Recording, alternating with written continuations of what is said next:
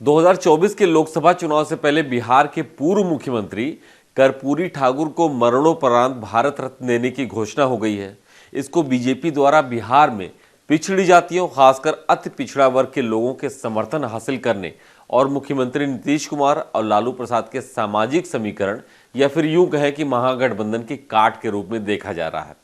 राजनीति के जानकार मानते हैं कि हाल के वर्षों में नीतीश कुमार के राजनीतिक ग्राफ में गिरावट देखी गई है। ऐसे में बीजेपी कई उपाय के जरिए उनके वोट बैंक को हासिल करने का प्रयास कर रही है।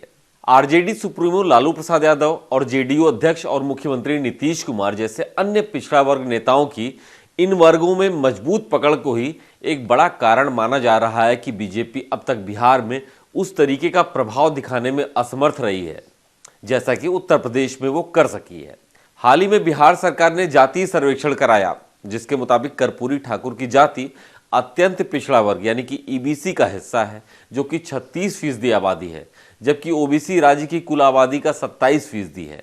आज के इस वीडियो में हम बताएंगे कि आखिर कर्पूरी ठाकुर को भारत रत्न देने से आने वाले वक्त में बिहार की सियासत में क्या बदलाव आ सकता है।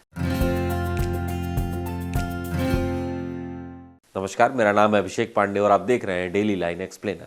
बिहार की सियासत भी बड़ी अजीब है, आसानी से समझ पाना बेहद मुश्किल है। अब आप ऐसे ही देखिए कि बिहार के सबसे बड़े नेताओं में से एक नीतीश कुमार और लालू प्रसाद यादव दोनों लंबे समय से कर्पूरी ठाकुर को भारत रत्न देने की मांग करते रहे हैं, लेकिन बीते 3 दशक की राजनीति में बिहार से लेकर दिल्ली तक सत्ता की धुरी रहने के बावजूद दोनों में से किसी ने भी कर्पूरी ठाकुर को वो जगह नहीं दिलाई जो बीजेपी ने कर दिया। भारत रत्न अलंकृत करने का केंद्र सरकार का निर्णय भाजपा के लिए एक मास्टर स्ट्रोक है। साफ दिख रहा है कि बिहार की एक मुश्त 36% से अधिक अति पिछड़ा वोट बैंक यानी ईबीसी पर सबका साथ, सबका विकास और मोदी की गारंटी लालू नीतीश के जातीय जनगणना की काट के तौर पर है। यह घोषणा लोकसभा चुनाव की दृष्टि से भी सधा हुआ बड़ा दांव है। 2 दशक तक बिहार की राजनीति में सामाजिक न्याय के प्रणेता रहे अति पिछड़ा समुदाय के पहले मुख्यमंत्री कर्पूरी ठाकुर को सर्वश्रेष्ठ सम्मान भारत रत्न देना भाजपा की दूरगामी रणनीति है।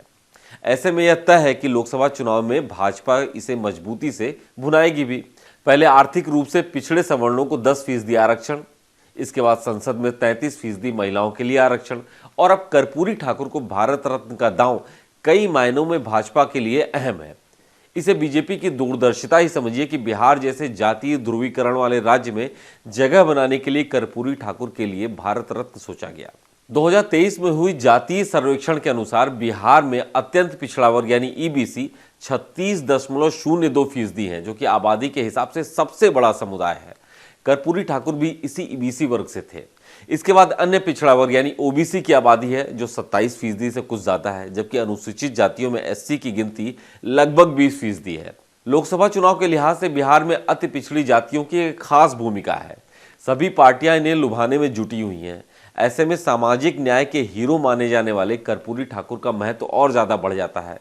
कर्पूरी ठाकुर को भारत रत्न देने से लालू प्रसाद यादव और नीतीश कुमार की उस राजनीति को झटका लगेगा जो कर्पूरी के नाम पर अति पिछड़ी की बात करते थे। अब भाजपा भी इसी ईबीसी यानी अति पिछड़े वोट बैंक पर बराबर की दावेदारी कर सकेगी। बिहार के महागठबंधन से लड़ाई में भाजपा का यह सबसे बड़ा हथियार साबित होगा। केंद्र के इस कदम से आगामी लोकसभा चुनाव में भाजपा के लिए मदद मिल सकती है। बिहार में 27% पिछड़ा वर्ग और 36% अति पिछड़ा वर्ग यानी ईबीसी की हिस्सेदारी है। दोनों को मिला दें तो 63% की भागीदारी वाले समाज पर कर्पूरी ठाकुर का बहुत बड़ा प्रभाव है। यह वर्ग उन्हें कर्पूरी ठाकुर को अपने नायक के रूप में देखता रहा है।